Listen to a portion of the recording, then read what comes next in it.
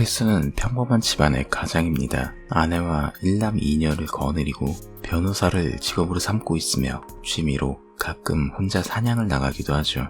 평소처럼 강가에 자리를 잡고 사냥감을 기다리지만 왠지 오늘따라 허탕인 건지 아무것도 지나가지 않네요. 그러던 중에 갑자기 그의 눈에 흥미로운 것이 잡히게 됩니다. 강가에서 몸을 씻고 있는 한 여자였죠. 심지어 그녀는 칼로 물고기를 잡아 날것으로 먹는 등 한눈에 봐도 문명화된 인간과는 거리가 먼 모습이었습니다. 옷을 입고 있는 것만 봐도 마치 다큐멘터리에 나오는 원시부족의 일원이 아닐까 하는 생각이 들 정도네요. 크리스는 그녀의 뒤를 쫓으며 한 가지 기묘한 생각을 하게 됩니다. 그는 자신의 가족들을 시켜서 헛간을 치우게 합니다. 그리고 눈여겨봤던 원시 여인이 나오는 걸 기다렸다가 산채로 생포해서 집으로 데리고 오게 됩니다. 자신의 가족들에게 여인을 보여주는 크리스. 그는 자신의 가족들을 동원해서 문명인으로 교화시키려고 합니다. 그리고 그 과정에서 이 집안에 숨겨져 있던 기묘하고도 끔찍한 비밀이 서서히 밝혀지게 됐죠. 영화 더 워머는 사실 중반부까지는 지루한 영화입니다. 크리스를 중심으로 교화라는 이름하에 벌어지는 비문명인에 대한 문명인의 폭력이라는 내용이 중심으로 전개되는데 사실 이 부분은 루게로 데오다토 감독의 영화 카니발 홀로코스트에서 먼저 선보였던 부분이에요. 게다가 후반부에 들어서기 전까지는 크리스의 만행이라고 부를 수 있는 행위를 제외한다면 공포영화로서의 자극적 재미는 떨어지는 부분이 존재하긴 해요. 다만 중반부터는 여인과 가족 개개인이 조금씩 접촉하면서 혹시라도 여인에게 공격을 당하지는 않을지 하는 불안감을 조성하고 거기에서 발생하는 긴장감을 끌어올립니다. 물론 이건 어디까지나 폭발적으로 질주하는 후반부를 위한 감독의 거대한 빌드업이긴 합니다. 후반부에선 여태까지의 답답함을 해소해주려 하는 듯 상당한 퀄리티의 고어씬을 보여주기는 하지만요. 원래는 오프스프링이라는 전작이 있는 영화이긴 하지만 그 영화와의 연결고리는 영화에 나오는 여인 정도에 그칠 뿐 사실상 완전히 다른 영화라고 봐도 무방할 정도예요. 이제 이 영화에 대해서 좀 더 자세하게 파고들어 볼게요. 이 앞은 영화의 치명적인 스포일러가 존재합니다. 혹시라도 원치 않으시는 분은 아래에 나와 있는 시간대로 타임라인을 옮겨주시기 바랍니다. 일단 크리스는 이 영화 속 모든 원흉이자 악의 근원입니다. 그는 겉보기에는 변호사로 일하는 유능한 가장이에요. 현대 사회에서 법이라는 건 사회의 혼란을 막기 위해서 아주 필수적으로 필요한 제도입니다. 그리고 그런 법을 공부해서 그걸 업으로 삼는 사람이 정작 자신은 비문명인이라는 이유 하나만으로 멋대로 납치를 하고 헛간에 묶어둔 채 마치 짐승처럼 학대한다는 건 현대인의 이중성으로도 볼 수 있습니다. 특히 중요하게 봐야 할 공간은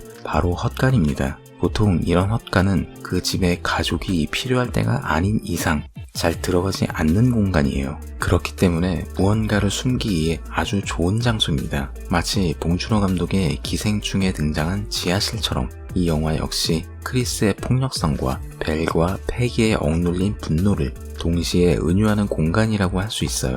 분노에 대한 이야기는 조금 더 뒤에서 다루겠습니다. 하지만 이 영화에서 가장 중요하게 다뤄지는 건 그건 단순한 현대인이 아니라 이 가정 전체에 뿌리 깊게 박힌 가부장 제도의 폭력을 의미합니다. 이에 대한 복선은 영화의 초반부터 자주 보여줘요. 이웃과의 바베큐 파티에서 크리스의 첫째 딸 패기는 다른 남자의 대쉬를 받게 됩니다. 하지만 그녀의 행동은 얼핏 보기엔 굉장히 이상해요. 패기는 그의 행동에 대해 거부나 수락이 아니라 뒤를 돌아보며 자신의 아빠인 크리스의 눈치를 봅니다. 또한 자신을 걱정하는 선생님과의 소통을 거부하고 그녀가 집에 전화를 걸었을 때 남긴 메시지를 삭제하는 등 마치 크리스가 두려워서 자신의 처지에 대한 고발 혹은 신고를 주저하는 피해자의 모습을 보여줍니다. 이후 집에 직접 찾아온 라톤 선생님과 크리스의 대화에서 크리스가 친딸인 패기를 성폭행하고 그것도 모자라 임신까지 했다는 충격적인 사실이 밝혀지면서 크리스의 인간 쓰레기적 면모가 드러나게 됩니다. 이후에도 이런 가정 내부의 수직적 상하 관계는 아내인 벨과의 관계에서 더 직접적으로 드러납니다. 벨 역시 겉보기엔 남편을 따르는 아내로 보이지만 크리스의 질문에 모른다고 하려다가 태도를 싹 바꾸거나 심지어 크리스의 행동에 대해 의문을 제기했다가 뺨을 맞고도 아무런 말을 하지 못하는 장면 등에서 크리스가 이 집안을 사실상 지배하고 있다 라는 것으로 봐도 무방할 듯합니다. 결국 참지 못해 후반부에 그에게 직접 분노를 표출하지만 크리스는 자신의 자식들이 다 보는 앞에서 폭력을 휘두릅니다. 이는 크리스의 입장에선 자신의 무력을 휘두르면서 본인의 권위를 더욱 공고히 하려는 의도로 볼 수 있어요. 그리고 이 영화에서 한 가지 공통점으로 등장하는 요소는 크리스의 폭력에 희생당하는 피해자들은 전부 여성입니다. 벨과 패기, 원시 여인과 라톤 선생, 그리고 크리스에게 버림받은, 하지만 이와는 정반대로 아들인 브라이언의 경우 크리스의 행동을 그대로 물려받는 대물림을 상징해요. 남자애들이 여자애를 괴롭혀도 그냥 지켜만 본다거나 학교에서 여자애와 자유투 시합에서 자신이 지고 난 뒤 이를 받아들이지 못해 복수를 하는 식의 행동을 합니다. 마치 남자인 내가 여자에게 진다는 건 있을 수 없다 라는 식이며, 이는 당연히도 크리스의 영향을 받은 탓입니다. 심지어 헛간에서 여인을 성적으로 고문을 했음에도 불구하고 크리스는 남자애가 한창 때 그럴 수도 있지 라는 말로 브라이언을 감싸줘요. 그리고 이런 댐립에 대한 은유는 벨의 입을 통해서 아주 직접적으로 드러나게 됩니다. 이제 이 영화에서 크리스와 더불어 가장 중요한 인물, 여인에 대해서 이야기를 해볼 차례네요. 그녀 역시 후반부 이전까지는 명백한 피해자라고 할 수 있습니다. 이 영화에선 그 누구에게도 피해를 주지 않았음에도 불구하고 단순히 비문명인이라는 이유 하나만으로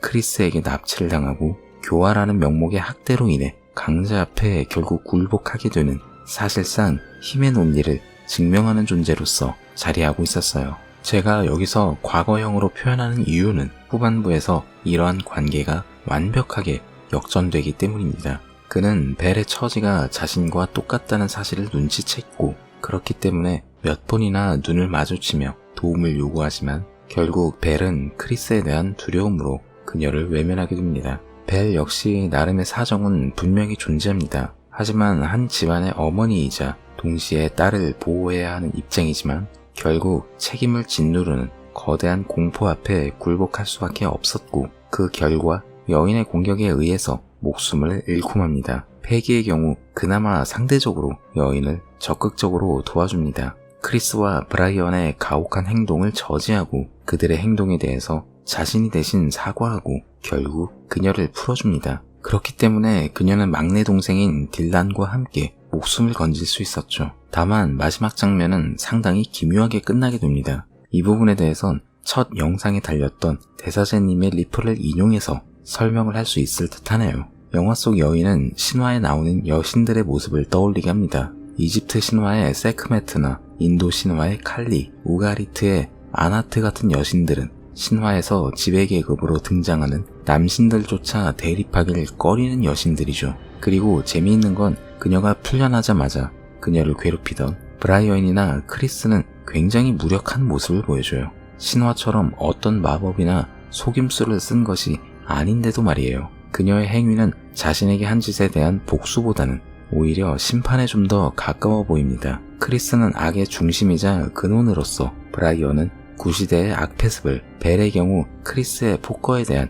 외면으로 말이죠. 이후 그녀가 패기를 제외한 다른 아이들을 데리고 가는 것은 일종의 삼위일체를 상징하며, 이는 고대 여신 혹은 여성 괴물들을 떠올리게도 만드는 기묘한 모습을 보입니다. 그리스 신화의 고르곤 세자매, 그라이아이 세자매, 혹은 아르테미스와 셀레네, 헤카테로 상징되는 달의 여신들, 내용이 더 있지만 자세한 부분은 영상 상세 설명에 달아놓겠습니다. 저도 전혀 생각지 못한 부분이고 굉장히 흥미로운 내용이기 때문에 여러분들이 직접 읽어보셨으면 좋겠어요.